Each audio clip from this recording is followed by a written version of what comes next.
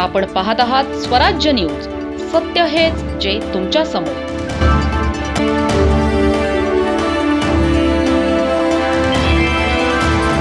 धुळ्यात पत्रकारांना कथित धमकी व अपमानास्पद भाषा वापरल्याच्या प्रकरणावरून वातावरण अधिक तापले आहे.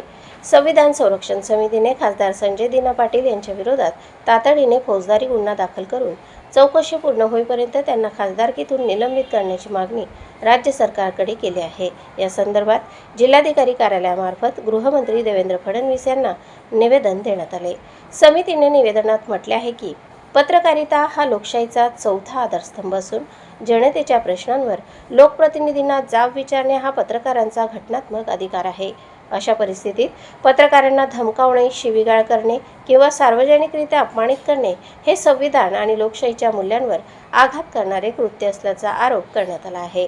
या प्रकरणाची निष्पक्ष चौकशी करून दोषींवर कठोर कारवाई करावी तसेच जलद गती न्यायालयात खटला चालवून न्याय द्यावा अशी ही मागणी समितीने केली आहे.